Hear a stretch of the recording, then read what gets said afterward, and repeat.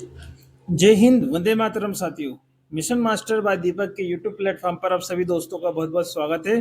दोस्तों, last class में हमने एनसीईआरटी क्लास 11th की फिजिकल ज्योग्राफी का चैप्टर नंबर 10 वायुमंडलीय परिसंचरण तथा मौसम प्रणालियां यानी एटमॉस्फेरिक सर्कुलेशन और वेदर सिस्टम का टॉप 25 क्वेश्चंस को हमने सॉल्व कर लिया था। आइए आज टॉप 25 ने टॉप 30 को कर लिया था।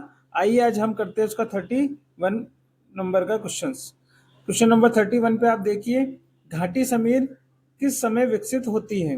वेले ब्रिज डेवलप्ड ड्यूरिंग। घाटी समीर किस समय विकसित होती है? क्या दिन में होती है, डे में, या नाइट में, या बोथ दोनों समय, या कभी नहीं? बताइए। घाटी समीर जो है यानी वेले ब्रिज जो है दोस्तों, वह जो जनरेट बनती है वह कब चलती है? घाटी समीर वह चलती है दिन में। कब चलती है दोस्तों? दिन में। आंसर हो जाएगा हमारा ऑप्शन नंबर ए। कैसे चलती है दोस्तों, आइए देख लेते हैं इसको। दो प्रकार की देखिए पवने होती है इसमें, जो लोकल विंड्स कह सकते हैं इनको, घाटी समीर और पर्वत समीर, है ना। तो वेले ब्रिज जो होती है यानी घाटी समीर जो होती है, एक्चुअल में होता क्या है कि इनके चलने का मुख्य कारण है, जो वेले ब्रिज होती है वह दिन में चलती है। क्यों चलती है, कैसे चलती है? देखिए, जब दिन में जब ये पर्वतों के ढाल है दोस्तों, यह गर्म हो जाते हैं और यहाँ की जो गर्म वायु है ठंड जो है गर्म होकर हल्की होकर ऊपर उठने लगती है। तो जो ये घाटी होती है, ये घाटी के अंदर से जो पवने हैं वह ऊपर की ओर उठती है इस खाली स्थान को भरने के लिए। बस जो घाटी से पर्वत की तरफ ऊपर उठने वाली पवनों को ही हम क्या बोलते हैं? घाटी समीर कहते हैं। जैसे कि आपको चित्र में दिखाई दे रहा है, ये पर्वत है और एक ये पर्वत है, माउंटेन है, उनके बीच में ये जो रिक्त स्थान, जो खाली जगह होती है, समतल क्षेत्र, उसे हम क्या बोलते हैं? घाटी बोलते हैं। तो घाटी से पर्वत की तरफ चलने वाली जो पवने होती है, स्थानीय विंड जो होती है, उसे हम बोलते हैं घाटी समीर, जो कि घाटी से किधर चलती है? ऊपर पर्वत की तरफ चलती है और दिन में चलती है। इसका मुख्य कारण है क्योंकि दिन में क्या होता है, पर्वतों के ढाल गर्म हो जाते हैं और जो ढाल गर्म होते हैं तो यहाँ की वायु जो होता है गर्म होती है और ठंड जो है हल्की हो जाती है। गर्म होने पर ये ऊपर उठती है, तो यहाँ की जो वायु ऊपर जाती है उसकी प्रतिपूर्ति करने के लिए जो ठंडी वायु है घाटी से ऊपर की ओर आती है, जिसे हम क्या बोलते हैं? वेले ब्रिज बोलते हैं दोस्तों। तो घाटी समीर जो है दोस्तों दिन में चलती है। आप यहाँ नाइट में देखेंगे, नाइट की स्पेलिंग हालांकि इसमें गलत है। नाइट की जो है रात में कौन सी समीर चलती है? तो रात में इसकी अपोजिट स्थिति होती है दोस्तों। क्या होता है, रात के समय जो है जो घाटी है, घाटी से घाटी में क्या होता है, रात के समय पे जो पर्वत है, पर्वत की तरफ से जो पवने हैं हमारी, वह चलने लगती है किधर? घाटी की तरफ, तो उसे हम घाटी समीर कहते हैं दोस्तों। तो ये दो प्रकार की जो है पवने चलती है, याद रखिएगा। घाटी समीर जो होती है रात में चलती है और दिन में चलती है, और जो पर्वत समीर है वह रात में चलती है। आइए अब नेक्स्ट क्वेश्चन देखते हैं। हाँ, क्वेश्चन नंबर 32 बताइए इसका आंसर क्या होगा। अवरोही पवने किसे कहते हैं? केटाबेटिक जो विंड्स है वो रिफर्स टू किसको कहते हैं? पर्वत गर्म आरोही पवन यानी वार्म असेंडिंग, या ठंडी अवरोही पवने, या समुद्री पवने सी विंड्स को, या मानसूनी विंड्स? बताइए, अवरोही पवने किसे कहते हैं? केटाबेटिक विंड्स, केटाबेटिक विंड्स किसे कहते हैं? तो दोस्तों, जब ठंडी जो पवने होती है वह नीचे उतरती है तो उसे हम क्या बोलते हैं? केटाबेटिक विंड्स बोलते हैं। जैसे मान लो ये घाटी है और यहाँ पर कोई ठंडी विंड्स नीचे उतर रही है ना, तो इसको ही बोलते हैं केटाबेटिक विंड्स। याद रखिएगा, केटाबेटिक विंड्स कहते हैं। जो यह अक्सर क्या है, उच्च पठारों व हिम क्षेत्रों से घाटी में बहने वाली वायु होती है और ये ठंडी वायु होती है, इसलिए इन्हें केटाबेटिक विंड्स कहा जाता है। तो आंसर हो जाएगा हमारा बी। आइए अब कुछ नए टॉपिक पे विचार कर लेते हैं। इसमें थोड़ा सा मैं आपको इंट्रोडक्शन करा देता हूँ, एक्सप्लेन कर देता हूँ वायु राशि क्या होती है, फिर इससे संबंधित हम क्वेश्चंस को सॉल्व करेंगे। ध्यान से समझिएगा, वायु राशि क्या है? Air masses. एयर मासेस किसे कहते हैं, है ना? Air masses. वायु राशि क्या होती है? इसमें समझेंगे। आप यहाँ पर देख रहे हैं कि ये कोई एक समुद्री पार्ट है, मान लीजिए ये समुद्री हिस्सा है और ये स्थल खंड है ना, लैंड बॉडीज है ना, और ये महासागरीय क्षेत्र है ना, ओशियन है। ठीक है, तो आप इसमें देखिएगा वायु राशि किसे कहते हैं। जैसे आप यहाँ देखेंगे ये स्थल खंड है, इसका टेम्परेचर मान लीजिए -15 डिग्री मान लीजिए, है ना, और ये भी इधर एक स्थल खंड है, इसका टेम्परेचर 25+ डिग्री है, मतलब फ़ारेनहाइट है, 25 डिग्री फ़ारेनहाइट है, और ये माइनस में है प्लस में दोनों का। अभी जो बादल दिख रहे हैं आप इसको बादल मत मानिएगा, हवा मानिएगा, है ना, हवा मान लीजिए इसको, जो ये स्टार स्टार दिखाई दे रहे हैं। तो इसमें वायु राशि में क्या किसे कहते हैं, यह जो होती है जब वायु किसी सामान के, मान लीजिए वायु यहाँ से निकल रही है और जब वायु किसी ऐसे क्षेत्र से गुजरती है, पर्याप्त लंबे समय तक वहीं पर रुक जाती है, तो वहां के गुणों को धारण कर लेती है। जैसे यहाँ पर -15 डिग्री फ़ारेनहाइट टेम्परेचर है और कोई वायु यहाँ पर आई और यहाँ पर रुक गई, तो मान लीजिए वो वायु का जो भी तापमान था, पर लेकिन यहाँ पर वो वायु आकर रुक जाती है, तो ये इस स्थलीय लैंड बॉडीज का जो है गुण धारण कर लेती है ना, तो उसे ही क्या बोलते हैं, वायु राशि कहते हैं, अलग अलग तापमान पर, है ना। जब वायु किसी सामान्य क्षेत्र या सामान्य क्षेत्र से गुजरती है, यह क्षेत्र कोई सा भी हो सकता है, महासागर हो सकता है या महाद्वीप यानी कॉन्टिनेंट हो सकता है। तो जब कोई वायु किसी सामान्य क्षेत्र से पर पर्याप्त लंबे समय तक रुकती है, तो उस क्षेत्र के गुणों को धारण कर लेती है। बस इस सामान्य क्षेत्र पर जो गुण धारण करती है, उस राशि को ही हम क्या बोलते हैं, वायु राशि बोलते हैं। और यह सामान्य क्षेत्र मैंने बता दिया आपको कि यह महासागरीय भाग भी हो सकता है, यानी ओशन सतह भी हो सकती है, सरफेस भी हो सकता है, और कॉन्टिनेंट भी हो सकता है। तो ये तापमान तथा आर्द्रता संबंधी वाली विशिष्ट गुण वाली वायु होती है एक्चुअल में। मान लीजिए ये यहाँ पे कोई वायु राशि रुकेगी, तो यहाँ पे 25 डिग्री का टेम्परेचर है, तो यहाँ पे जो वायु का टेम्परेचर हो जाएगा वो 25 डिग्री हो जाएगा। तो यहाँ की वायु राशि का जो टेम्परेचर 25 डिग्री प्लस हो जाएगा, और यहाँ पे अगर कोई वायु रुकी तो यहाँ पे -15 डिग्री हो जाएगा। तो सिंपल सी लैंग्वेज में हम कहें तो तापमान तथा आर्द्रता यानी टेम्परेचर और ह्यूमिडिटी जो होती है मेन रहती है इसमें, एयर मासेस में। तापमान तथा आर्द्रता संबंधी वाली विशिष्ट गुणों वाली, विशिष्ट गुण मतलब क्योंकि यहाँ का विशिष्ट गुण धारण कर लिया उसने, यहाँ का जो तापमान था वो धारण कर लिया, यहाँ की जो आर्द्रता थी वो धारण कर ली, तो तापमान और आर्द्रता वाली विशिष्ट गुण वाली जो वायु होती है उसे ही हम एयर मासेस यानी वायु राशि कहते हैं। आई थिंक आपको समझ में आ गया है, यहाँ पर लिखा है, यहाँ की भाषा आपको समझ में आए या नहीं आए देख लीजिए। वायु का वह बड़ा समूह जिसमें क्षैतिज दृष्टिकोण से तापमान और आर्द्रता संबंधी भिन्नता बहुत कम होती है, वायु राशि कहलाती है। वह समान धरातल जिनके ऊपर वायु राशि का निर्माण होता है, मतलब समान धरातल मतलब मान लो ओशन हो सकता है या फिर कॉन्टिनेंट हो सकता है, उन्हें स्रोत प्रदेश या क्षेत्र कहा जाता है। तो ये वायु राशि आपको समझ में आ गई होगी, है ना। अब ये वायु राशियों के टाइप देख लेते हैं। जो प्राइमरी रूप से हम देखें तो वायु राशियां 5 प्रकार की होती है दोस्तों।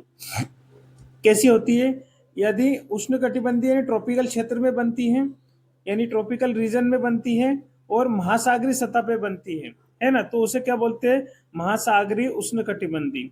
यहाँ पर टी का मतलब है ट्रॉपिकल और एम का मतलब है महासागर या मेरीटाइम, है ना, तो इसको महासागरीय उष्णकटिबंधीय को हम क्या बोलेंगे, एमटी बोलेंगे दोस्तों, एमटी बोलेंगे, है ना। यहाँ पे आर्द्रता ज्यादा पाई जाएगी क्योंकि विषुवतीय क्षेत्र पे संवहनी करंट ज्यादा चलती है और साल भर वर्षा होती है ना, ट्रॉपिकल रीजन में। तो ये आर्द्रता वाली जो वायु राशि होगी यहाँ पर। दूसरी होती है उपोष्ण कटिबंधीय उष्ण मरुस्थल यानी महाद्वीपीय, इस दूसरी वायु राशि को हम बोलेंगे सीटी। टी का मतलब है ट्रॉपिकल यानी उष्णकटिबंधीय क्षेत्र में ही बनती है, लेकिन ये महासागर पे नहीं बन रही, कॉन्टिनेंट पे बन रही है, तो इसको सीटी बोलेंगे दोस्तों, याद रखिएगा। इनसी प्रश्न बनेगा। एमटी का मतलब है टी फॉर ट्रॉपिकल और एम का मतलब है मेरीटाइम या महासागरी, तो महासागरी और उष्णकटिबंधीय हो जाएगी। दूसरी हमारी है सीटी। सीटी का मतलब, टी का मतलब ट्रॉपिकल और सी का मतलब है कॉन्टिनेंट यानी महाद्वीपी, इसको इधर से पढ़ेंगे उष्णकटिबंधीय महाद्वीपी, सीटी। और तीसरी है महासागरी ध्रुवी। पी का मतलब है पोलर यानी ध्रुवी और एम का मतलब आपको याद है महासागरी, तो एमपी हो जाएगा इसका, है ना। चौथी हमारी 4th नंबर की है जो पोलर और सी का मतलब है कॉन्टिनेंट, महाद्वीपी, ध्रुवी, और लास्ट होती है हमारी आर्कटिक कॉन्टिनेंट। तो याद रखिएगा दो तो ट्रॉपिकल होती है दो पोलर होती है, ध्रुवी होती है, और एक होती है आर्कटिक, याद रखिएगा। यानी उस ट्रॉपिकल ट्रॉपिकल के देखो टी लिख लिया, टी लिख लिया, और महासागरी का एम लिख लिया, और महाद्वीपी का सी लिख लिया, तो एम टी सी टी ये दो हो गई। ऐसे महासागरी का पी लिख लिया, ध्रुवी का पी लिख लिया दोनों में, और ये महासागरी तो एम और महाद्वीपी है तो कॉन्टिनेंट का सी। और ए फॉर आर्कटिक और सी का मतलब है कॉन्टिनेंट। तो 5 प्रकार की ये वायु राशियां होती है। आपको यहाँ पे भी दिखा, एम से मतलब महासागरी है, सी से मतलब कॉन्टिनेंट है, टी से मतलब ट्रॉपिकल है, और पी से मतलब क्या होता है, पोलर होता है, और ए से क्या होता है, आर्कटिक होता है। आई थिंक कि आपको समझ में आ गया होगा। और ये पृथ्वी पर विभिन्न क्षेत्रों पर बताइए रखिए कि कहाँ कहाँ पाई जाती है। जैसे ये आर्कटिक रीजन है तो यहाँ सी है, वायु राशि पाई जाएगी आर्कटिक कॉन्टिनेंट, है ना। ये एमपी है ना, तो महासागरी और पोलर पाई जाएगी इस पर, क्योंकि पोलर रीजन पे है ना। और ये ट्रॉपिकल पे आ रही है, टी फॉर ट्रॉपिकल है ना। एम टी महासागरी, महासागर पे बन रही है, और ये एम टी यहाँ पर भी वही पाई जाएगी।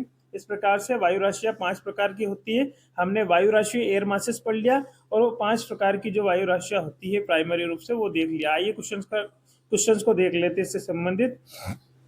वायु राशियों का वर्गीकरण मुख्यतः किस आधार पर किया जाता है, बताइए। तापमान एवं आर्द्रता यानी टेम्परेचर एंड ह्यूमिडिटी, ऊंचाई यानी अल्टीट्यूड और अक्षांश यानी लेटीट्यूड, ऊंचाई और अक्षांश, वर्षा एवं ताप यानी रेनफॉल और प्रेशर, पवन वेग एवं दिशा, है ना। बताइए किसके आधार पर वायु राशियों का वर्गीकरण करते हैं। अभी हमने क्वेश्चन डेफिनेशन में पढ़ा था वायु राशि किससे कहते हैं, उसमें हमने आया भी था इसका। तो वायु राशि का जो वर्गीकरण किया जाता है दोस्तों, वह किया जाता था तापमान और आर्द्रता। हमने क्या पढ़ा था कि जब कोई वायु राशि, वायु किसी समांगी क्षेत्र से गुजरती है तो वहां के क्षेत्र का तापमान जो आर्द्रता होती है उसको वो ग्रहण कर लेती है, जिसे विशेष गुणों वाली इस तापमान आर्द्रता वाली वायु को ही हम क्या बोलते हैं, एयर मासेस वायु राशि कहते हैं। तो इसमें तापमान और आर्द्रता गुण धारण करने का काम करती है वहां की वायु। अगला देखिए क्वेश्चन नंबर 34, बताइए। क्वेश्चन नंबर 34, एमटी वायु राशि का अर्थ क्या है। एमटी बताइए। एमटी एयर मासेस स्ट्रेंथ 4, क्या उष्णकटिबंधीय महासागरीय होगा, उष्णकटिबंधीय महाद्वीपीय होगा, ध्रुवीय महाद्वीपीय होगा, या महाद्वीपीय आर्कटिक होगा। बहुत ही इजी क्वेश्चन से। अभी 5 प्रकार के हमने वायु राशि पढ़ी है दोस्तों, एयर मासेस, उसमें से आप बता सकते हैं, इसमें कुछ नहीं है। देखिए यहाँ पे टी का मतलब ट्रॉपिकल है, यानी उष्णकटिबंधीय आएगा, तो उष्णकटिबंधीय इसमें भी है। ये दो तो हो नहीं सकते क्योंकि ये पोलर है, और एक महाद्वीपीय आर्कटिक है ना। अगला देखिए यहाँ पे एम का मतलब क्या है, महासागरी, तो महासागरी किसमें, इसमें है। तो एम का मतलब एम टी वायु राशि किसको बोलेंगे हम, ए वाले को बोलेंगे। तो आंसर हो जाएगा हमारा ए, क्योंकि इसमें उष्णकटिबंधीय यानी ट्रॉपिकल और महासागरी का एम आएगा, तो एम टी वायु राशि। ये जो वायु राशि है इसमें भी ट्रॉपिकल है, इसमें भी, लेकिन ये महाद्वीपीय है तो कॉन्टिनेंट सी टी आएगा। और तीसरी जो हमारी सी टाइप की है दोस्तों, है ना, ध्रुवी महाद्वीपीय, तो इसमें पोलर आएगा, और महाद्वीपी है तो सीपी आएगा, है ना। और ये आर्कटिक का ए आएगा, और महाद्वीपी का सी आएगा। तो ये हो जाएगी हमारी इस प्रकार की वायु राशि। 5 प्रकार की वायु राशि होती है, तो हमारा आंसर हो जाएगा एमटी वायु राशि मतलब ट्रॉपिकल, महासागरी यानी उष्णकटिबंधीय महासागरी। क्वेश्चन नंबर 35 पर आते हैं। देखिए क्वेश्चन नंबर 35, बताइए इसका आंसर क्या होगा। सीपी जो वायु राशि होती है, सीपी का मतलब पोलर और कॉन्टिनेंट, है ना, यानी महाद्वीपी ध्रुवी वायु राशि के बारे में बात कर रहे हैं। ध्रुव की तरफ है, और किस पे बन रही है वायु राशि, कॉन्टिनेंट पे बन रही है, यानी महाद्वीप पे बन रही है। तो सीपी वायु राशि के जो कैरेक्टरिस्टिक्स है वो क्या है, बताइए। क्या ये गर्म एवं आर्द्र होती है, बताइए, गर्म और आर्द्र होती है, या फिर ठंडी एवं शुष्क होती है, या फिर गर्म एवं शुष्क होती है, या ठंडी व आर्द्र होती है, बताइए। सीपी वायु राशि, तो जो सीपी पी का मतलब पोलर है दोस्तों, और पोलर है तो यह ठंडी जरूर होगी, है ना, क्योंकि पोलर मतलब ध्रुवी क्षेत्र है यहाँ पे, है ना। और सी का मतलब है कॉन्टिनेंट, कॉन्टिनेंट हमेशा क्या होते हैं, शुष्क होते हैं, तो सी का शुष्क आ जाएगा यहाँ पर, तो आ जाएगा ठंडी व शुष्क। सीपी वायु राशि कैसी होती है, ठंडी व शुष्क होती है। अगला देखिए, वाताग्र। वाताग्र क्या होता है दोस्तों, है ना, वाताग्र क्या है। अब ये नया टॉपिक आ गया है, हालांकि वायु राशि संबंधित क्वेश्चन जो आगे पीछे कर रखे हैं ताकि आपके दिमाग में फिर से आ जाए। अब फ्रंट क्या होता है दोस्तों, वाताग्र क्या होता है, क्या उच्च दाब क्षेत्र होता है, यानी हाई प्रेशर एरिया होता है, या लो प्रेशर एरिया निम्न दाब क्षेत्र होता है, या डिफरेंट टाइप के जो एयर मासेस की जो बाउंड्री होती है उसको बोलते हैं दो भिन्न वायु राशियों की सीमा होती है, या वर्षा क्षेत्र होता है। बताइए, रेन एरियाज। बताइए वाताग्र क्या है। जो फ्रंट होता है दोस्तों, फ्रंट में क्या होता है, भिन्न प्रकार की वायु राशियां आपस में मिलती है। मान लो या हॉट है, यहाँ पर कोल्ड है। अब ये वायु राशि जब मिलती है तो इनके बीच का जो संक्रमण क्षेत्र होता है, ट्रांजिशन एरियाज जो होता है, उसे हम क्या बोलते हैं दोस्तों, फ्रंट कहते हैं। और ये जब ठंडी गर्म वायु राशि होती है तो ठंडी वायु राशि नीचे आती है और गर्म वायु राशि ऊपर उठती है ना। ये कोल्ड है तो ये नीचे आएगी और इसको गर्म वायु राशि को घुमाएगी, तो इस प्रकार से एक एरियाज बनता जाता है ठंडी और गर्म वायु। तो इसे ही हम क्या बोलते हैं, फ्रंट बोलते हैं, वाताग्र बोलते हैं। और वाताग्र क्या होता है, दो भिन्न वायु राशि जो डिफरेंट टाइप की एयर मासेस से उनकी बाउंड्री होती है दोस्तों, ट्रांजिशन क्षेत्र होता है। आंसर हो जाएगा सी। क्वेश्चन नंबर 36, ये यहाँ पर आप देखेंगे वाताग्र के बारे में मैं पूरा डिटेल में लाया हूँ, समझ लीजिए इसको, फिर आगे बढ़ते हैं। वाताग्र यानी फ्रंट। देखिए आपको यहाँ पर शीत शीत और मतलब कोल्ड और उष्ण यानी वाम, है ना, उष्ण यानी गर्म, दो वायु राशियां आपस में मिल रही, तो इनका जो संक्रमण क्षेत्र है ना, इनका संक्रमण क्षेत्र जो आपको दिखाई देगा यहाँ पर, इस संक्रमण क्षेत्र को क्या बोलते हैं, फ्रंट बोलते हैं दोस्तों, वाताग्र बोलते हैं। जब अलग अलग गुणों, तापमान, आर्द्रता, घनत्व, दाब वाली दो अलग अलग वायु राशियां मिलती है तो उनके बीच के सीमा क्षेत्र को, है ना, जो उनका सीमा क्षेत्र होता है, बाउंड्री एरियाज होता है, ट्रांजिशन क्षेत्र होता है, उसी क्या बोलते हैं, फ्रंट कहा जाता है। वाताग्र के बनने की प्रक्रिया जो है उसको फ्रंटोजेनेसिस यानी वाताग्र जनन कहते हैं। वाताग्र के अंतिम चरण को ही वाताग्र क्षय यानी फ्रंटोजेनेसिस कहा जाता है। अब इसमें से आप देखेंगे तो वाताग्र बनने का पर क्या पहचान की जा सकती है, अपेक्षाकृत कम दूरी पर तापमान में तीव्र परिवर्तन होता है। कभी कभी 10 डिग्री से 20 डिग्री सेल्सियस का परिवर्तन भी देखा जा सकता है। आर्द्रता गुणों में क्या होता है दोस्तों, परिवर्तन होता है, पवन की दिशा में तेजी से परिवर्तन होता है और बादल और वर्षा का पैटर्न होता है। अब यहाँ पे वाताग्र के टाइप्स देख लीजिए क्या है। यहाँ पर वाताग्र के टाइप देखेंगे आप तो वाताग्र जो होते हैं ये चार प्रकार के वाताग्र होते हैं दोस्तों। एक तो होता है वार्म फ्रंट यानी उष्ण वाताग्र।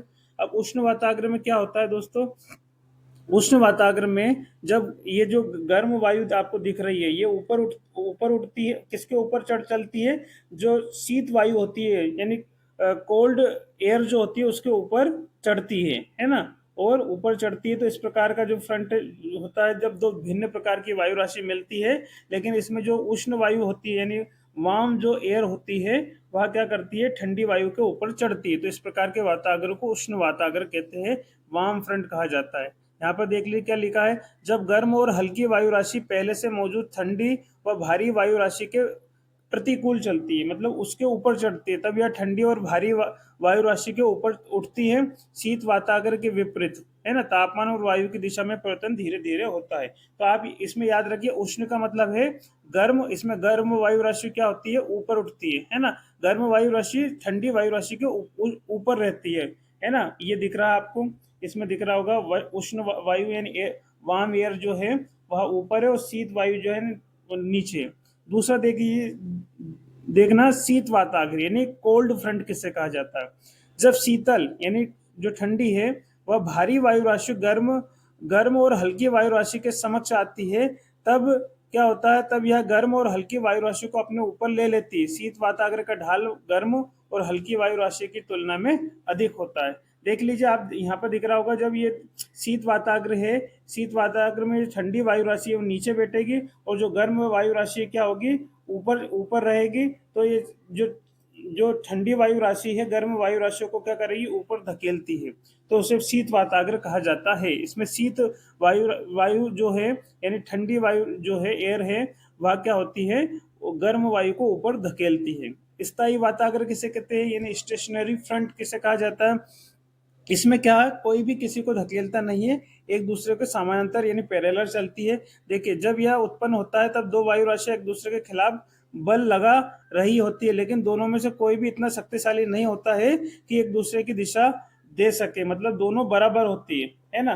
जैसे आपको यह देख रहे हैं कि ये शीतल वायु चल रही है और ये उष्ण वायु चल रही है, बस ये पैरेलल चल रही है, ना तो कोई किसी को ऊपर धकेल रहा है ना कोई नीचे को एक दूसरे को धकेल रहा है। मतलब जब दो वायु एक दूसरे के समानांतर चले और कोई किसी को ना धकेले ऊपर, तो इस प्रकार के वाताग्र को हम बोलते हैं स्टेशनरी वाताग्र यानी स्थायी वाताग्र, जिसे कांस्टेंट भी बोल सकते हैं, है ना। अगला होता है अधिविष्ट वाताग्र यानी ओक्लूडेटेड फ्रंट, है ना। इसमें क्या होता है, इसमें अधिविष्ट वाताग्र का निर्माण तब होता है जब शीत वाताग्र से शीत वायु राशि चलकर उष्ण वाताग्र से मिलती है, यानी दोनों एक दूसरे से मिलती है, ऐसे धरातल में उष्ण वायु का संपर्क समाप्त हो जाता है।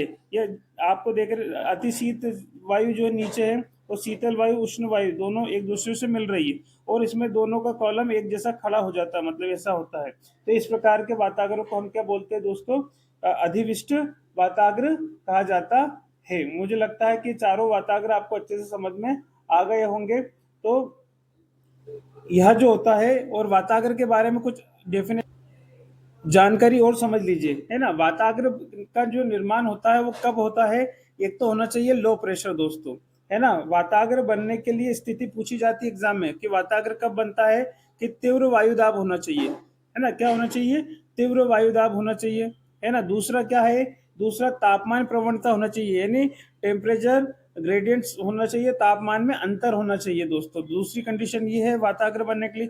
तीसरी कंडीशन है यह केवल मिड लेटीट्यूड पे ही बनता है, मध्य अक्षांशों पर ही इसका निर्माण होता है। और चौथी कंडीशन आप याद रखिएगा कि इसके बनने से तापमान में क्या है, अचानक बदलाव आते हैं, बादल बनते हैं और वर्षा होती है। ये फ्रंट जो बनते हैं, वाताग्र जो होते हैं, ये बनने की स्थितियां है, आप याद रखिएगा चारों स्थितियां। एक तो हाई प्रेशर यानी तीव्र दाब, तापमान में अंतर होना चाहिए, यानी जिसे हम तापमान प्रवणता भी बोलते हैं, प्रवणता मतलब अंतर, है ना। और मध्य अक्षांशों पर इसका निर्माण होता है और साथ ही तापमान में अचानक बदलाव और वर्षा होती है। वाताग्र बनने की स्थितियां है दोस्तों। और चार प्रकार के वाताग्र होते हैं, है ना, शीत वाताग्र, उष्ण वाताग्र, स्थायी वाताग्र और अधिविष्ट वाताग्र। चारों के बारे में मैंने अपने को समझा दिया है। अच्छा, इसको जो है अधिविष्ट वाताग्र, ये को ही अधिविष्ट वाताग्र को एक और अन्य नाम है इसका, याद रखिएगा, इसका अन्य नाम है अचर वाताग्र, है ना, कांस्टेंट, है ना। अर्थात ऐसा वाताग्र जब कोई भी वायु ऊपर नहीं उठती। देख लीजिए यहाँ पे कोई भी वायु एक दूसरे को ऊपर नहीं उठा रही, शीत वायु अपनी तरफ चल रही है, उष्ण वायु अपनी तरफ चल रही है। मतलब जब कोई भी परिवर्तन ना हो, है ना, ऐसा वाताग्र में तो कोई वायु ऊपर नहीं उठती है, तो ऐसे वाताग्र को हम क्या बोलते हैं, अधिविष्ट वाताग्र बोलते हैं। और अगर शीतल वायु भारी आक्रामक रूप से वायु राशि को ऊपर धकेलती है ना, शीत वायु देख लीजिए यहाँ से आक्रामक होकर उष्ण वायु को ऊपर धकेलती है, तो ऐसे वाताग्र को शीत वाताग्र कहते हैं, है ना। और यहाँ पर उष्ण वायु जो है, उष्ण वायु जब शीत वायु के ऊपर बस प्रेशर में रहती है तो उसको उष्ण वाताग्र कहा जाता है। आई थिंक सारे वाताग्र यानी फ्रंट समझ में आ गए होंगे। आइए क्वेश्चंस करते हैं इससे संबंधित। आप यहाँ पर देखेंगे क्वेश्चन नंबर 37, बताइए फ्रंट से संबंधित क्वेश्चन से। कोल्ड फ्रंट जो होता है, शीत वाताग्र है, में कौन सी वायु आगे बढ़ती है, बताइए। तो शीत वाताग्र तो शीत ही यानी गर्म वायु बनेगी कि ठंडी की, आर्द्र की, स्थिर, बताइए चारों में से। तो ये कोल्ड फ्रंट है दोस्तों, है ना। और कोल्ड फ्रंट में हमने अभी पढ़ा था कि इसमें जो ठंडी वायु है, ये ठंडी जो वायु है, कोल्ड एयर जो है, वह गर्म वायु को जो है, हॉट एयर है, उसको क्या करती है, ऊपर धकेलती है ना। तो शीत वाताग्र में कौन सी वायु आगे बढ़ती है, तो पहले ठंडी वायु बढ़ती है, क्योंकि शीत वाताग्र में यही इसमें आक्रामक होती है, शीत वाताग्र में ठंडी वायु। तो आंसर हो जाएगा बी। क्वेश्चन नंबर 38 पे आ जाइए, क्या आएगा बताइए आंसर। उष्ण वाताग्र कौन सी, उष्ण वाताग्र यानी वार्म फ्रंट में कौन सी वायु आगे बढ़ती है। In a warm front which air advances, ठंडी वायु यानी कोल्ड, गर्म यानी हॉट, ध्रुवीय यानी पोलर, महाद्वीप यानी कॉन्टिनेंट। तो ये दोनों प्रकार की वायु तो हमें छोड़ दीजिए, केवल दोनों की बात हुई है। और उष्ण वाताग्र वार्म फ्रंट की बात हो रही, तो वार्म वायु आगे बढ़ेगी, है ना। तो इसका आंसर हो जाएगा गर्म वायु। क्वेश्चन नंबर 39 पर आते हैं, जल्दी जल्दी करेंगे थोड़ा हम। क्वेश्चन नंबर 39 वाताग्र से संबंधित क्वेश्चंस कर रहे। अधिविष्ट यानी ऑक्लूडेटेड वाताग्र कब बनता है। दो गर्म वायु राशियां एक दूसरे से मिलती हैं, है ना, तब बनता है। क्या शीत वाताग्र उष्ण वाताग्र को पकड़ लेता है, या दो शीत वायु राशि मिलती है, मानसून समाप्त हो जाता है, तब बनती, बताइए। अधिविष्ट वाताग्र कब बनता है। तो हमने अभी पढ़ा था दोस्तों, अधिविष्ट वाताग्र को एक और वाताग्र, क्या नाम है इसका, अचर वाताग्र भी कहा जाता है। हमने पढ़ा था कांस्टेंट ऑक्लूडेटेड, है ना। और इसमें जब हमने पढ़ा था कि जब अधिविष्ट वाताग्र होता है तो जब कोई भी वायु ऊपर नहीं उठती है ना, मतलब एक दूसरे से दो वायु एक दूसरे से ज्वाइन हो जाती है, कोई एक दूसरे को पकड़ लेती है पर एक दूसरे से कोई भी ऊपर नहीं उठती, तो ये शीत वाताग्र उष्ण वाताग्र एक दूसरे को पकड़ लेते हैं, तब बनती है अधिविष्ट वाताग्र। आंसर हो जाएगा हमारा बी। क्वेश्चन नंबर 39 पर आइए। क्वेश्चन नंबर 40 बताइए, मिड लेटीट्यूड जो साइक्लोन है, अब चक्रवात के बारे में क्वेश्चन आ गए हैं। मध्य अक्षांशीय चक्रवात का प्रमुख ऊर्जा स्रोत क्या है? Main energy source of mid latitude cyclone. हमें याद है चक्रवात जो होते हैं वो मध्य अक्षांशों पर ही अधिकतर आक्रामक होते हैं, है ना। तो इनका प्रमुख ऊर्जा स्रोत क्या था? क्या सौर विकिरण होती है, या वायु राशियों का तापीय विरोधाभास होता है, या समुद्री ज्वार होता है, पृथ्वी का गुरुत्व होता है? बताइए, ग्रेविटेशनल फोर्स होता है, या समुद्र में जो टाइड उठता है, ज्वार उठता है, वो कि सोलर रेडिएशन होता है, कि वायु राशियों का तापीय विरोधाभास होता है, कि तापमान में अंतर होना, है ना, वायु राशियों का एयर मासेस में। तो मध्य अक्षांशीय चक्रवातों का प्रमुख ऊर्जा स्रोत क्या है दोस्तों? बताइए। इसका आंसर हो जाएगा दोस्तों, जो मिड लेटीट्यूड पे जो साइक्लोन बनते हैं उनका मेन एनर्जी सोर्स जो होता है वह होता है वायु राशियों का तापीय विरोधाभास, क्योंकि वहां पे वायु राशियां जो होती है ना, ठंडी गर्म वायु राशियों में इनके तापमान में ज्यादा अंतर देखने को मिलता है, तो इसलिए वहां पर जो साइक्लोन होते हैं वो आक्रामक होते हैं। आंसर होगा बी। क्वेश्चन नंबर 41 पर आ जाइए। इंसो बताइए, इंसो का भारतीय मानसून पर प्रभाव क्या है? इंसो लास्ट वीडियो में हमने पढ़ा था, इन ई से आएगा अल नीनो, अल, और एन से आ जाएगा नीनो, और एस से आ जाएगा सदन, और ओ से आएगा ओसिलेशन।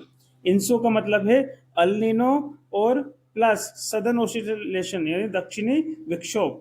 अल नीनो की घटना और दक्षिणी विक्षोभ दोनों को संयुक्त रूप से इंसो बोला जाता है। इंसो बताइए, इंसो का भारतीय मानसून पर क्या प्रभाव पड़ता है? यानी अल नीनो भी आ जाए और दक्षिणी विक्षोभ भी आ जाए, या सदन ओसिलेशन भी आ जाए, तो भारत के जो मानसून है उस पर क्या इफेक्ट पड़ेगा?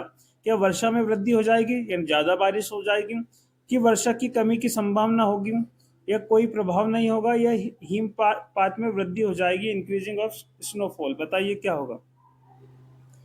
तो इंसो जो होती है, अगर यह अधिकतर 8 से 10 सालों के अंतराल पर होता है इंसो की घटना, यानी अल नीनो सदन ओसिलेशन, और उस टाइम पे भारतीय मानसून को में संभावना बनती है कि वर्षा में क्या हो जाए, कमी की संभावना हो जाती है, मतलब वर्षा नहीं होती है, वर्षा होती है तो कहीं कहीं जगह पर कम ज्यादा होती है, तो वर्षा की कमी की संभावना बन जाती है। और 2026 का जो वर्ष है उसमें बताया जा रहा है कि अल नीनो की घटना आएगी, अल नीनो होगा, मतलब कम बारिश होने की संभावना है। क्वेश्चन नंबर 42 पर आइए।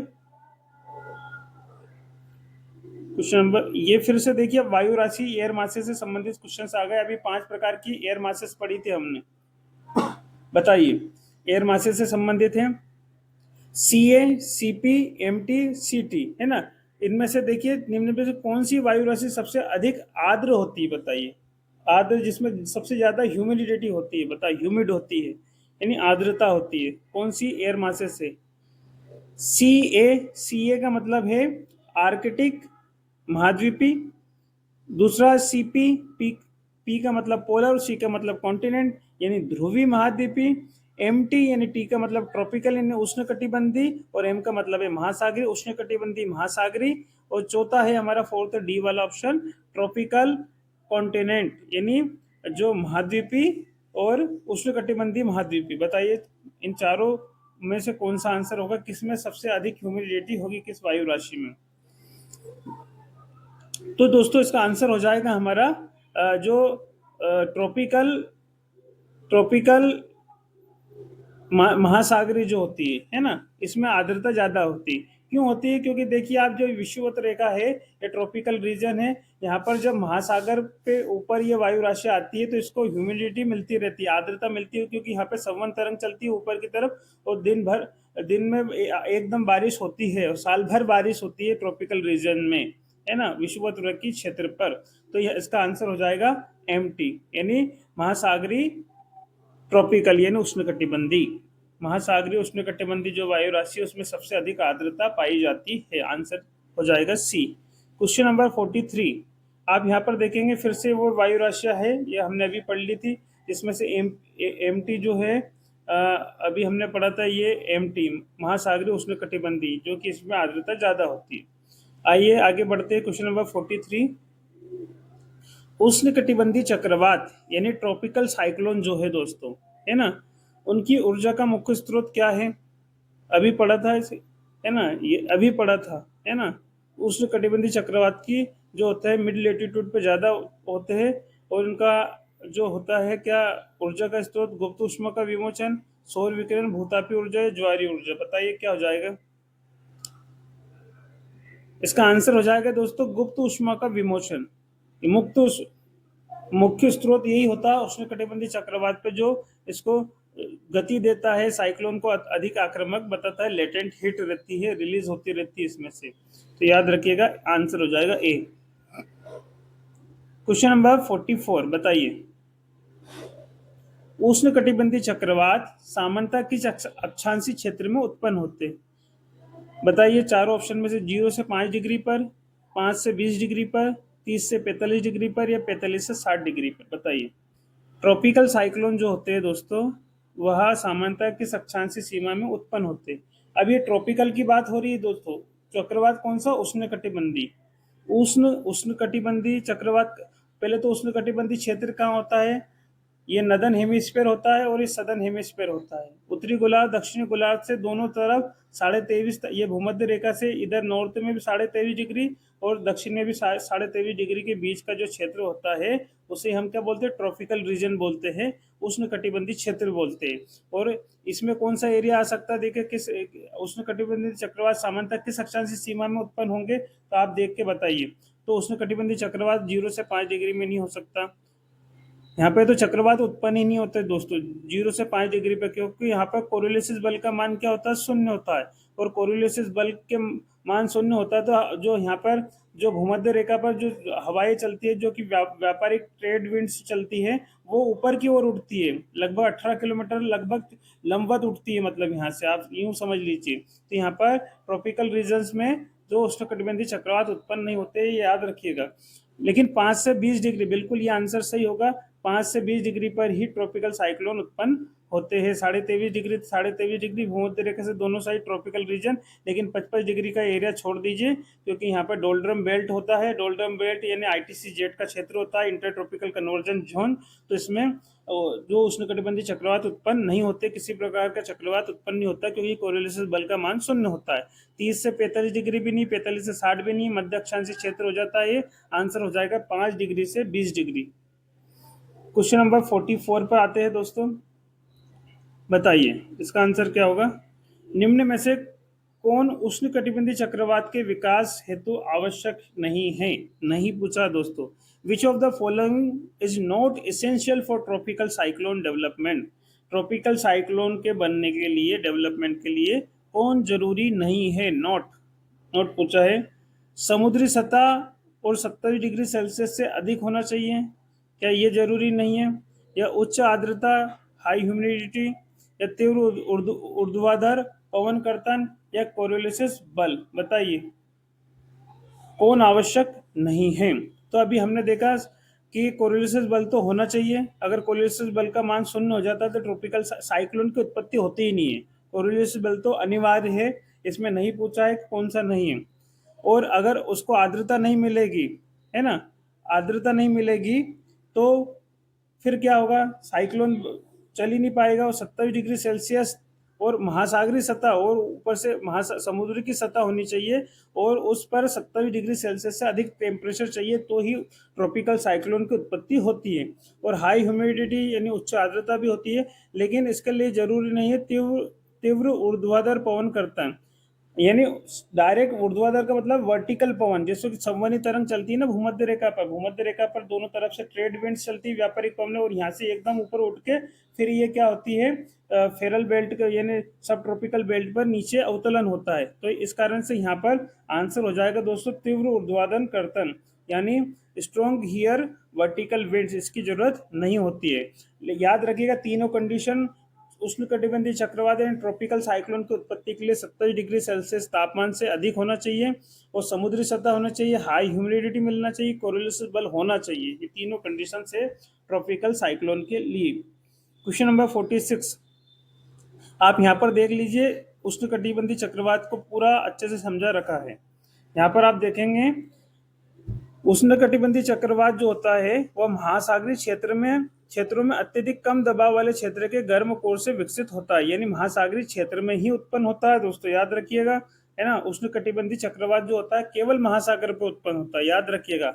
और एक और होता है एक्स्ट्रा ट्रॉपिकल जो साइक्लोन होता है वो महासागर और कॉन्टिनेंट दोनों पर उत्पन्न होता है और वे तूफान के केंद्र के आसपास विशाल कपासी मेघ के संघनन प्रक्रिया से ऊर्जा प्राप्त करता है। यानी जो क्यूमुलस क्लाउड है उनका कंडेंसेशन होता है कपासी, या ये भी पूछ सकते हैं उष्णकटिबंधीय चक्रवात में कौन से मेघ यानी क्लाउड है उनका कंडेंसेशन होता है, तो उसमें होता है क्यूमुलस क्लाउड यानी कपासी मेघ का संघनन से ऊर्जा प्राप्त होती है साइक्लोन को, याद रखिएगा। तीसरा, जमीन पर पहुंचने पर आर्द्रता की आपूर्ति बंद हो जाती है। मैंने अभी बताया कि ट्रॉपिकल साइक्लोन जो होते हैं केवल महासागर में उत्पन्न होते हैं और महासागर में भी जहां 70 डिग्री सेल्सियस से अधिक टेम्परेचर हो। तो जमीन पर पहुंचने पर जब ये ट्रॉपिकल साइक्लोन जो होते हैं उष्णकटिबंधीय चक्रवात जमीन पर पहुंचने पर क्या होता है, इनको आर्द्रता मिलना बंद हो जाती है क्योंकि समुद्र सतह खत्म हो जाती और उसकी आर्द्रता की आपूर्ति बंद हो जाती है और तूफान क्या होता है, समाप्त हो जाता है। लेकिन एक्स्ट्रा ट्रॉपिकल हो तो स्थल खंड में भी जा सकता है, लेकिन उष्णकटिबंधीय चक्रवात केवल महासागर में उत्पन्न होते हैं। कपासी मेघ चाहिए संघनन के लिए और अत्यधिक तापमान चाहिए 27 डिग्री सेल्सियस। कोरियोलिस बल चक्रवाती परिसंचरण का मुख्य कारण है दोस्तों। यह भी मैंने बताया था कि कोरियोलिस बल नहीं होगा तो हवाएं घूमेगी ही नहीं, है ना, बाउंडर बनेगा ही नहीं, इसलिए कोरियोलिस बल की जरूरत होती है। और भूमध्य रेखा पर कोरियोलिस बल का मान क्या होता है, ये अभी पूछा जाता है कि डोल्ड्रम बेल्ट जो होता है हमारा, जो डोल्ड्रम बेल्ट होता है 0 से 5-5 डिग्री या 10-10 डिग्री कहीं पर भी मान सकते हैं इसको। ये डोल्ड्रम बेल्ट होता है भूमध्य रेखा से दोनों ओर उत्तरी गोलार्ध और दक्षिणी गोलार्ध पर 5-5 डिग्री पर के बीच का जो क्षेत्र होता है उसे डोल्ड्रम बेल्ट या ITC जेट कहते हैं। वहां पर उष्णकटिबंधीय चक्रवात उत्पन्न नहीं होता। क्यों नहीं होता उसका रीजन यहाँ बताया गया दोस्तों। क्यों नहीं होता, क्योंकि भूमध्य रेखा पर कोरियोलिस बल का मान क्या होता है, शून्य होता है। इस कारण से वहां पर ट्रॉपिकल साइक्लोन नहीं बनते और पवन समदाब रेखा के लंबवत चलती मतलब ऊपर चलती है, संवहनी तरंग चलती है ना, कन्वेक्शन करंट चलती है।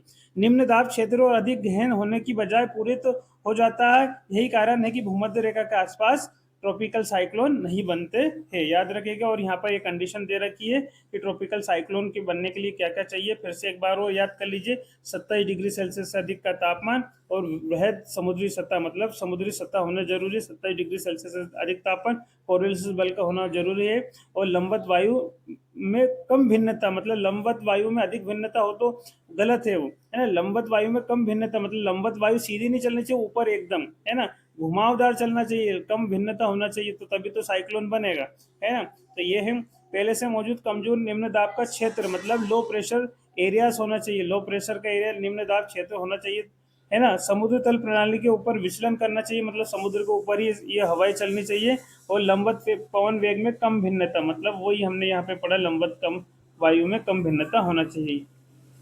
और यहाँ पर देखिए अब इसको इसको पढ़ेंगे, फिर भी इस क्वेश्चन को मैं बाद में बताऊंगा, नहीं एक्सप्लेन करता हूँ। क्वेश्चन नंबर 46 का आंसर बताइए। बताइए हरिकेन शब्द किस महासागर से संबंधित है। अब जो साइक्लोन है उनके अलग अलग जगह पर अलग अलग नाम होते हैं, है ना। जो हम हरिकेन जो शब्द है किस महासागर से संबंधित है, तो हिंद महासागर से, क्या इंडियन ओशन से, उत्तर अटलांटिक महासागर से, या दक्षिणी महासागर से, या आर्कटिक महासागर यानी आर्कटिक ओशन से। बताइए हरिकेन शब्द हिंद महासागर, उत्तर अटलांटिक, दक्षिणी महासागर या आर्कटिक, बताइए। तो हरिकेन शब्द जो है दोस्तों उत्तर अटलांटिक महासागर से संबंधित है, आंसर हो जाएगा हमारा बी। जब जो चक्रवात होते हैं वो चक्रवातों के अलग अलग जगह अलग अलग महासागर पर आते हैं तो इनके अलग अलग नाम दिए गए थे दोस्तों। जब ये चक्रवात उत्तर अटलांटिक महासागर पर आते हैं, उष्णकटिबंधीय क्षेत्र में आते हैं, तो उसे हरिकेन कहा जाता है। क्या कहा दोस्तों, हरिकेन। और यही चक्रवात अगर अगर दूसरी जगह पर दूसरे ओशन में आते हैं तो इनको अलग अलग नाम यहाँ पर दिए दोस्तों। आप यहाँ पर देखेंगे कि इसके अलग अलग नाम दिए गए हैं।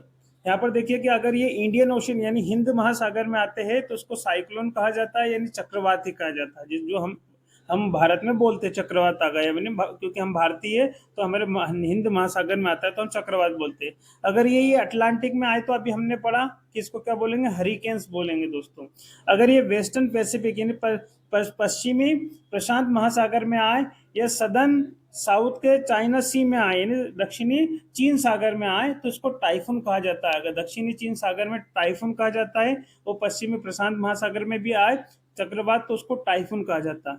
और पश्चिमी ऑस्ट्रेलिया जो होता है, वेस्टर्न ऑस्ट्रेलिया, उसमें इसको बोलते हैं विली विलीज। ये ट्रॉपिकल साइक्लोन के अलग अलग महासागर पर बनने पर अलग अलग नाम है, याद रखिएगा, कई बार एग्जाम में पूछे गए हैं।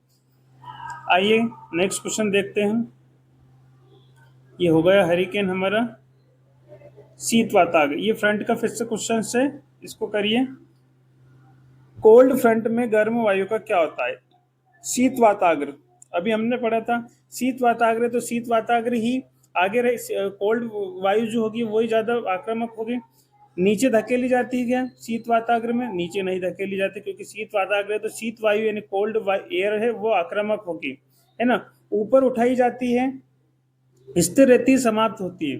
तो शीत वायु जो होती है में गर्म वायु का क्या होता है, तो गर्म वायु को क्या करते हैं, ऊपर ऊपर ऊपर उठाई जाती है, क्योंकि इसमें शीत वायु जो होती है वह नीचे से प्रेशर लगाती है कोल्ड वायु, और हॉट वायु जो वार्म एयर जो होती है हमारी, वह क्या होती है, उसको ऊपर उठाता है ना। तो इसमें ऊपर उठाई जाती है, गर्म वायु का पूछ रहा है इसमें, है ना। गर्म वायु का क्या होता है, तो गर्म वायु ऊपर उठाई जाती है, और शीत वाताग्र है, कोल्ड फ्रंट है, तो कोल्ड एयर जो होती है उसको ऊपर धकेलती है। आंसर हो जाएगा हमारा दोस्तों बी।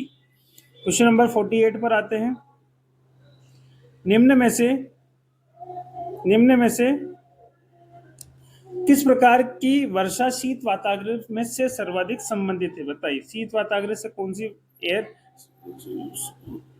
कौन सी वर्षा संबंधित? Which type of rainfall is most associated with A cold front? बताइए, श्रवणी वर्षा, पर्वतीय वर्षा, तीव्र एवं अल्पकालिक वर्षा या फुहार ड्रिजल? बताइए। तो जो शीत वाताग्र होता है दोस्तों, यानी कोल्ड फ्रंट होता है, उसके द्वारा जो अगर कोई वर्षा होती है तो संवहनी वर्षा नहीं होगी, है ना। ओरोग्राफिक रेनफॉल यानी पर्वतीय वर्षा भी नहीं होगी। इसके द्वारा होगी दोस्तों तीव्र और अल्पकालिक वर्षा। अगर शीत वाताग्र जहां पर भी बनता है तो वहां पर वर्षा अल्पकाल के लिए होती है, यानी शॉर्ट ड्यूरेशन के लिए होती है रेनफॉल, और इंटेंस होती है, मतलब तीव्र होती है, बहुत तेजी से होती है। तो आंसर हो जाएगा हमारा सी। क्वेश्चन नंबर 48 पर आइए, बताइए इसका आंसर।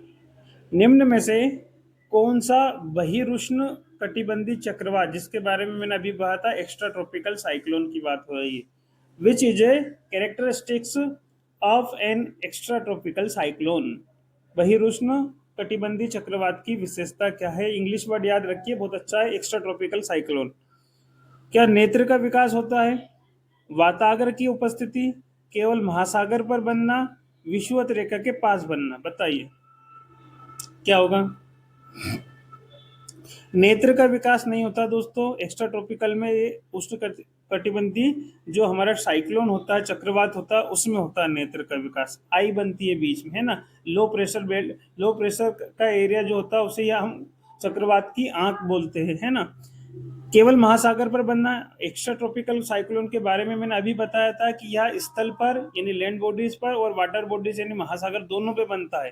तो केवल महासागर तो ये गलत हो जाएगा, इसकी विशेषता नहीं है। सागर, महासागर और स्थलखंड यानी महाद्वीप दोनों पर बनता है। विषुवत रेखा के पास बनता है, ये तो गलत है। ट्रॉपिकल नियर इक्वेटर वहां पर नहीं बनता, ये तो सब जगह बन सकता है, क्योंकि जो लैंड बॉडीज है महाद्वीप तो सब जगह पर ही है ना। तो इसमें आएगा दोस्तों बनने की जो मुख्य विशेषता है, इसमें वाताग्र की उपस्थिति पाई जाती है, प्रेजेंस ऑफ फ्रंट्स। तो आंसर हो जाएगा हमारा बी। 40 क्वेश्चंस पर आते हैं, 50 क्वेश्चंस पे आते हैं। 50 नंबर का क्वेश्चन से हमारा, tropical cyclone rotate in which direction in the southern hemisphere? अभी आया था ये पिछले वीडियो में, शायद इसमें चर्चा हो गई थी। उष्ण कटिबंधी चक्रवात दक्षिणी गोलार्ध में किस दिशा में घूमते हैं? मैंने आपको बताया था पहले, चक्रवात बताया था, है ना। और हमने पढ़ा था कि उष्ण चक्रवात जो होते हैं, है ना, इनकी उत्तरी गोलार्ध में घड़ी की दिशा के विपरीत बनते हैं और दक्षिणी गोलार्ध में घड़ी की दिशा के अनुदिश चलते हैं। है ना। तो उष्णकटिबंधीय चक्रवात दक्षिणी गोलार्ध में किस दिशा में घूमते हैं, तो घड़ी की दिशा में यानी क्लॉकवाइज।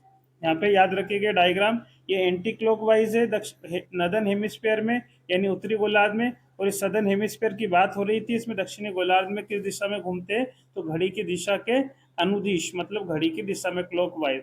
अगर उत्तरी गोलार्ध की पूछते तो घड़ी की दिशा के विपरीत। और अगर इसका प्रति चक्रवात पूछते थे, इन्हीं को उल्टा कर दो तो प्रति चक्रवात यानी एंटी साइक्लोन का क्वेश्चन हमें आराम से हो जाएगा। चक्रवात याद रख लो, यानी साइक्लोन को कर लिया तो एंटी साइक्लोन यानी प्रति चक्रवात आसानी से बन जाता है, उसके उल्टा कर दो। दोनों को याद रखने की कोशिश मत करना, नहीं तो कंफ्यूजन में हो जाओगे कि एक कर लो दूसरे को उल्टा कर दो। क्वेश्चन नंबर 51, उष्णकटिबंधीय चक्रवात की आंख। अभी हमने बात करी थी आंख, ट्रॉपिकल साइक्लोन की जो आई है उसकी प्रमुख विशेषता क्या है, what is the main characteristics of the I of tropical cyclone.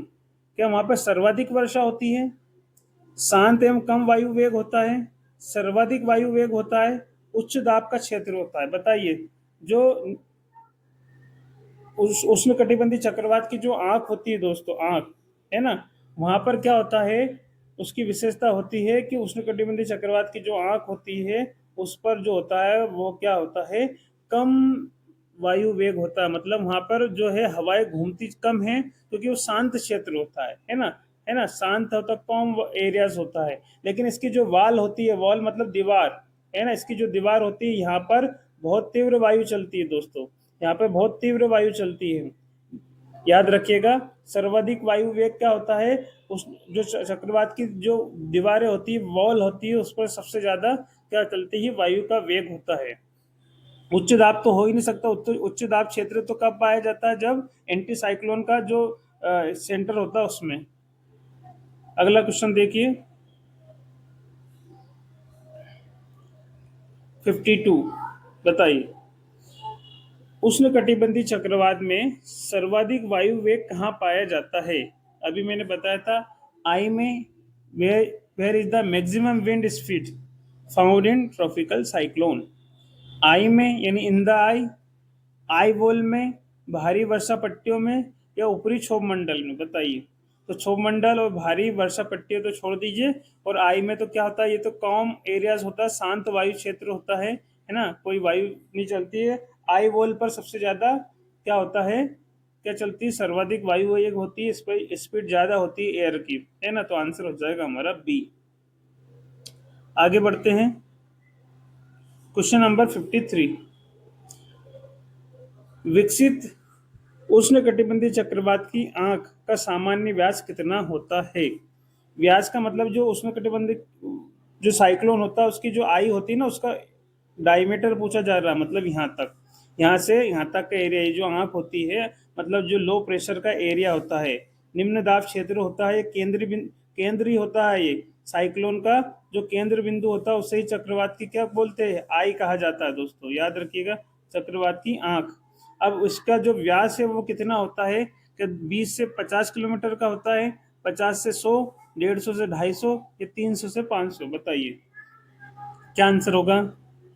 तो जो ट्रॉपिकल साइक्लोन होता है ना, जो ट्रॉपिकल साइक्लोन होता है ये विकसित नहीं, उष्णकटिबंधीय चक्रवात है कि आंख का सामान्य व्यास क्या होता है, मेच्योर यानी विकसित, विकसित वो सही है ना। तो इसका व्यास जो होता है वो दोस्तों 150 से 200 किलोमीटर तक का होता है, आंसर हो जाएगा हमारा सी। इसकी आंख ही इतनी होती है दोस्तों, सोचिए 150 से 250 किलोमीटर के लगभग।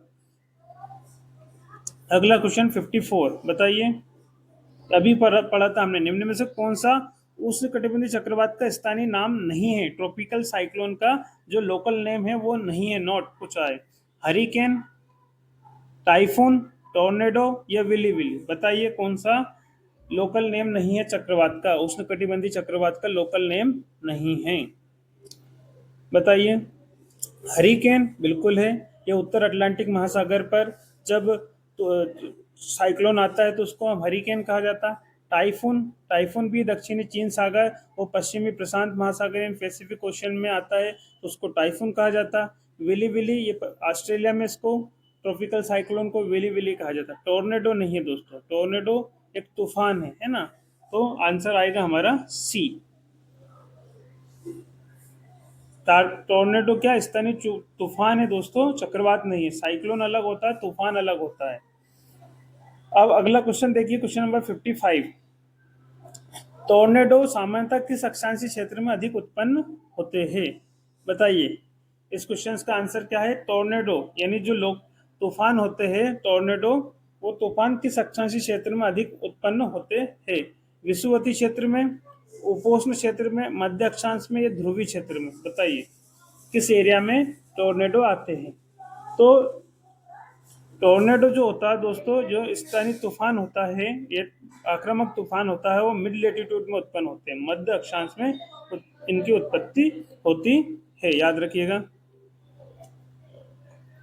अब यहाँ पर देख सकते हैं, एक तो होता है थंडर स्टॉर्म। जब बारिश का सीजन आता है तो आप बोलते हैं, आपका मोबाइल भी बताता है थंडर स्टॉर्म की संभावना, तड़ी झंझा यानी बिजली का कड़कना, और टोर्नेडो यानी तूफान। दोनों में अंतर बताया गया कि तड़ी झंझा जो है यानी थंडर स्टॉर्म जो है, वह गरज और आकाशीय बिजली के साथ आने वाले तूफान जो होता है।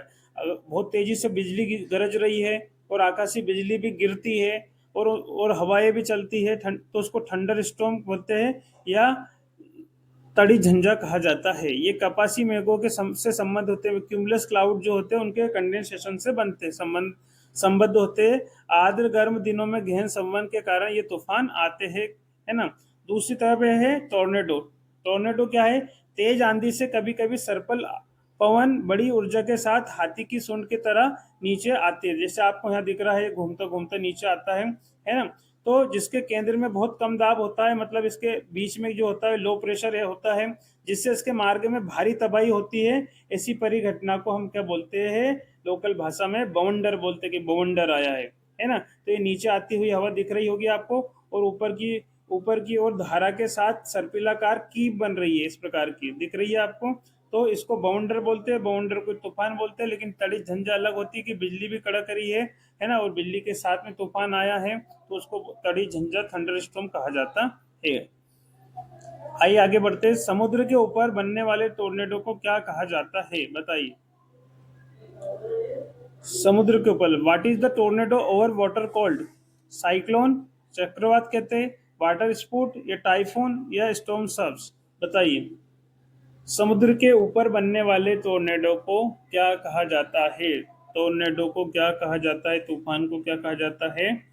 उसको कहा जाता है दोस्तों वाटर स्पाउट यानी जल स्तंभ, है ना, क्योंकि वो जल के ऊपर एक स्तंभ जैसा बनता है, बवंडर इस प्रकार का, है ना। इस प्रकार का बाउंडर बनता है, तो उसको जल स्तंभ कहा जाता है, कि समुद्र के ऊपर बनता है।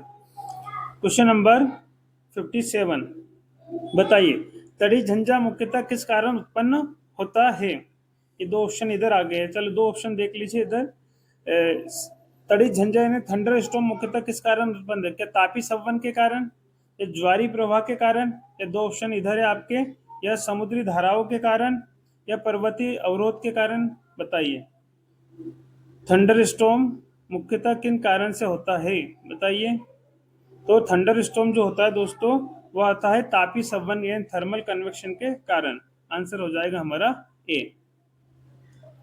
उष्णकटिबंधीय चक्रवात की गति सामान्यतः कितनी होती है? आंसर दिख गया शायद आपको, लेकिन ये होगा 58। बताइए, उष्णकटिबंधीय चक्रवात जो होते हैं यानी ट्रॉपिकल साइक्लोन जो होते हैं, उनकी स्पीड सामान्यतः कितनी होती है? अप्रोक्सीमेट 50 से 100 किलोमीटर, 100 से 200, 300 से 500 या 800 से 1000? बताइए। तो ट्रॉपिकल साइक्लोन की जो गति होती है सामान्यतः दोस्तों होती है 300 से 500 किलोमीटर प्रतिदिन। एक दिन में जो उष्णकटिबंधीय चक्रवात है, ये 300 से 500 किलोमीटर जा सकता है, ये इनकी स्पीड है दोस्तों। Question number 59। बताइए, निम्न में से कौन सा कथन सही है? Which of the following statement is correct?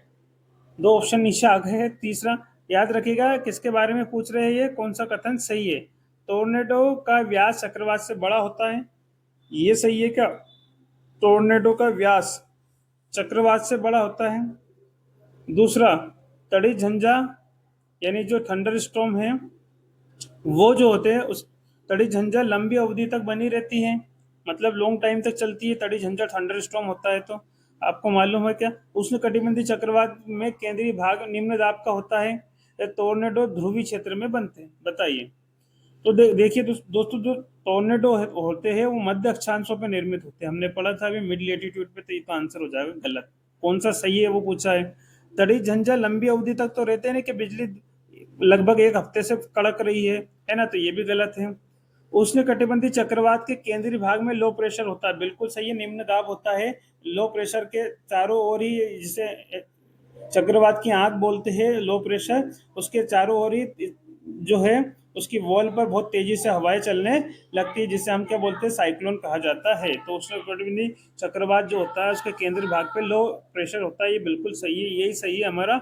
और जो ये है टोर्नेडो का व्यास जो होता है चक्रवात से बड़ा होता है, ये गलत है, क्योंकि चक्रवात बड़ा होता है, चक्रवात का व्यास बड़ा होता है, टोर्नेडो का व्यास क्या होता है, छोटा होता है ना। क्योंकि टोर्नेडो क्या है, तूफान है ना, लेकिन चक्रवात का व्यास बहुत बड़ा होता है। तक हमने देखा कि चक्रवात 300 से 500 किलोमीटर प्रतिदिन जा सकते हैं, तो चक्रवात बड़ा होता है, टोर्नेडो छोटा होता है। टोर्नेडो का व्यास जो होता है चक्रवात से बड़ा नहीं होता है। आइए 60 नंबर के क्वेश्चंस को कर लीजिए। आईटीसी, अच्छा, आईटीसी जेड से संबंधित सारे क्वेश्चन है अभी लगभग, मुझे लगता है जितने भी मैंने 4-6 क्वेश्चन और बचा रखे हैं वो फास्ट करेंगे, इनको जल्दी जल्दी करेंगे, क्योंकि लगभग हमारा वीडियो कितने मिनट का बन चुका है, लगभग 55 मिनट्स का हो गया, तो हम जल्दी जल्दी करते हैं। आईटीसी जेड यानी इंटर ट्रॉपिकल कन्वर्जन जोन्स, यानी वो अंतर उष्ण कटिबंधीय अभिसरण क्षेत्र, यहाँ पे अभिसरण होता है। तो यह किस दाब पेटी को कहते हैं, उपोष्ण उच्च दाब पेटी यानी सब ट्रॉपिकल हाई बेल्ट को, या ध्रुवीय उच्च दाब को, या पोलर हाई प्रेशर बेल्ट को, या विषुवती निम्न दाब को, या उपध्रुवी निम्न दाब को, बताइए।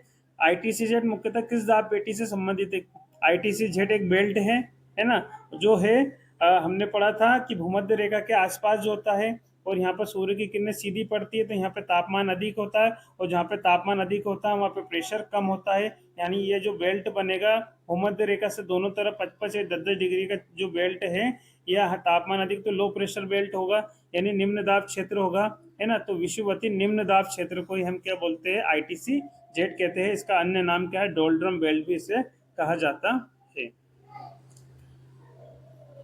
ये क्वेश्चन ऊपर नीचे हो रहे हैं यार, क्वेश्चंस को पढ़ लीजिए, देखिए।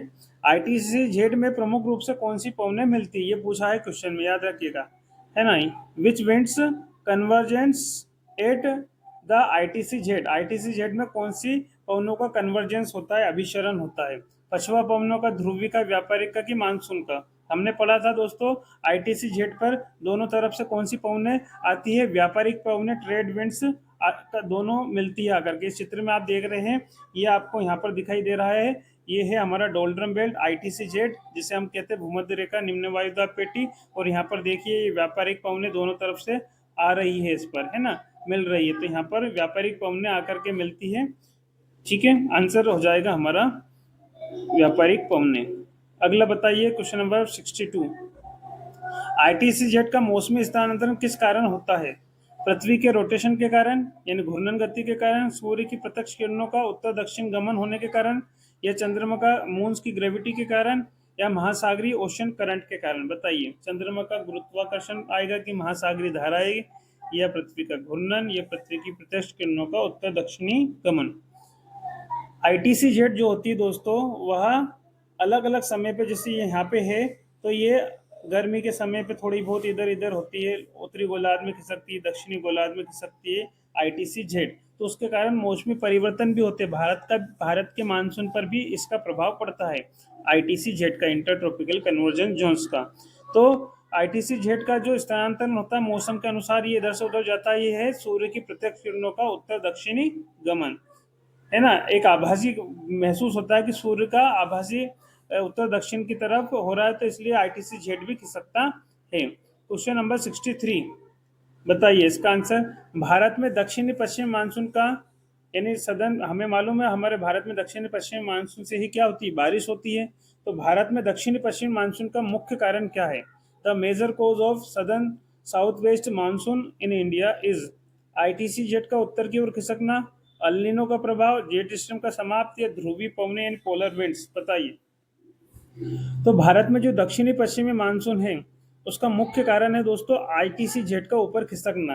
क्या होता है, गर्मी के समय पे जो आईटीसी जेट है वो साउथ की तरफ यानी नॉर्थ हेमिस्फीयर यानी उत्तरी गोलार्ध की तरफ खिसकता है, जिसके कारण इधर की पवनें क्या होती है, दक्षिण पश्चिमी मानसून से हमारे भारत में क्या करती है, इंटर करती है ना, क्योंकि हमारा आईटीसी जेड उत्तर की तरफ खिसक जाता है। तो आईटीसी जेड का उत्तर की ओर खिसकने से ही क्या होता है, भारत में दक्षिणी पश्चिमी मानसून की एंट्री होती है। क्वेश्चन नंबर 64, जल्दी जल्दी करिए, बताइए आईटीसी जेड क्षेत्र में सामान्यतः किस प्रकार का मौसम पाया जाता है? शुष्क एवं साफ, बादल एवं सामान्य वर्षा होती है, या हिमपात यानी स्नोफॉल होता है, या कोहरा फोग होता है? आईटीसी जेड क्षेत्र में सामान्यतः किस प्रकार का मौसम पाया जाता है? शुष्क एवं साफ, बताइए कौन सा होगा? तो आईटीसी जेड में जो मौसम होता है दोस्तों, क्योंकि यहाँ पे आईटीसी जेड में सवनी वर्षा होती है और बादल बनते हैं, क्योंकि यहाँ भूमध्य रेखा के आसपास होता है, क्योंकि जहाँ पर साल भर सवनी करंट चलती है, क्योंकि व्यापारिक पवनें आती है और ऊपर उठती है, और यहीं पर बादल का जो क्लाउड का फॉर्मेशन होता है और दिन में तेजी से बारिश होने लगती है। तो यानी बादल और सवनी वर्षा आईटीसी जेड पे पाई जाती है। तो आंसर हो जाएगा B. Question number 65, ITC Z को किस अन्य नाम से जाना जाता है? Horse latitude, doldrum, roaring forties, trade belt, बताइए। हॉर्स लेटीट्यूड तो उत्तर और दक्षिणी गोलार्ध पर 30 से 35 डिग्री पर पाया जाता है दोस्तों, जिसे हम क्या बोलते हैं, सब ट्रॉपिकल हाई प्रेशर बेल्ट, है ना। उपोष्ण कटिबंधीय उच्च वायुदाब बेल्ट जो होता है उसे हॉर्स लेटीट्यूड कहा जाता है। दोनों ही गोलार्ध में 30 से 35 डिग्री अक्षांश को बोलते हैं हॉर्स लेटीट्यूड। डोल्ड्रम्स, बिल्कुल सही है। आईटीसी जेड का अन्य नाम क्या है? डोल्ड्रम बेल्ट बोलते हैं, है ना। हाई, यह जो है डोल्ड्रम बेल्ट, जो कि भूमध्य रेखा से दोनों तरफ 10-10 या 55 डिग्री के बीच का होता है डोल्ड्रम बेल्ट। रोरिंग फोर्टिस, ये किसका अदर नाम है? हमने पढ़ा था रोरिंग फोर्टिस, है ना। 40 डिग्री पर, फोर्टिस मतलब 40 डिग्री। जो पछवा पवने हैं हमारी, है ना, वेस्टर्लीज जो है, और पछवा पवनों को 40 डिग्री पर क्या कहा जाता है दोस्तों? दक्षिणी गोलार्ध में रोरिंग फोर्टिस या गरजता 40 50 डिग्री पे प्रचंड 50 और 60 डिग्री पर चीखता साटा पछवा पवनों को कहा जाता है, हमने पढ़ा था। और ट्रेड बेल्ट तो अलग ही है दोस्तों, है ना। क्वेश्चन नंबर 66, बताइए। 66, आईटीसी जेड का औसत विस्तार किस अक्षांश के आसपास रहता है? बताइए। औसत, एवरेजन, हमने पढ़ा था 30 से 35 डिग्री तक, ये तो हॉर्स लेटीट्यूड है दोस्तों। 30 डिग्री से 35 डिग्री तक इसको तो हॉर्स लेटीट्यूड कहा जाता है। 45 से 50 भी नहीं, 60 से 70 भी नहीं, दोनों ही गोलार्ध में 0 से 10 डिग्री अक्षांश पर भूमध्य रेखा यानी 0 डिग्री अक्षांश से दोनों ही गोलार्ध में 10-10 डिग्री या 55 डिग्री तक का जो एरिया होता है उसे हम डोल्ड्रम बेल्ट कहा जाता है, उसे आईटीसी जेड कहा जाता है। क्वेश्चन नंबर 67, आईटीसी जेड में वर्षा का प्रमुख कारण कौन सा है? बताइए। आईटीसी जेड में वर्षा कौन सी वर्षा होती है? अभी पढ़ी थी, पर्वतीय, ओरोग्राफिक, चक्रवाती, साइक्लोनिक, संवहनी, कन्वेक्शन या अग्रवर्ती, या फ्रंटल, कौन सी होगी? बताइए। तो जो आईटीसी जेड में वर्षा होती है दोस्तों, क्योंकि वहां पर ट्रेड विंड्स दोनों तरफ से आकर मिलती है और ऊपर उठती है एकदम लंबवत, और वहां पर ही वर्षा होती है, उसे बोलते हैं कन्वेक्शन रेनफॉल, यानी संवहनी वर्षा होती है आईटीसी जेड पर। ठीक। क्वेश्चन नंबर 68, आईटीसी जेड का सबसे अधिक प्रभाव किस जलवायु क्षेत्र में पाया जाता है? इसमें आईटीसी जेड से सारे संबंधित क्वेश्चंस आ गए हैं दोस्तों। आईटीसी जेड का सबसे अधिक प्रभाव किस जलवायु क्षेत्र में देखा जाता है? भूमध्य सागरी यानी मेडिटेरियन, विषुवतीय यानी इक्वेटोरियल, टुंड्रा या मरुस्थलीय डेजर्ट एरिया, बताइए। आईटीसी जेड का सबसे अधिक प्रभाव किस जलवायु क्षेत्र में पाया जाता है? तो विषुवतीय क्षेत्र में, क्योंकि आईटीसी जेड कहाँ बनता है? विषुवतीय क्षेत्र में बनता है, तो आंसर हो जाएगा हमारा बी।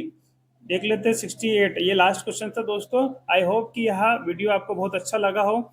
अगर वीडियो अच्छा लगा है तो वीडियो को लाइक और शेयर और सब्सक्राइब अगर आपने चैनल को नहीं किया है तो करके जाए दोस्तों। थैंक यू, कीप वॉचिंग, अंत तक जुड़े रहने के लिए थैंक यू।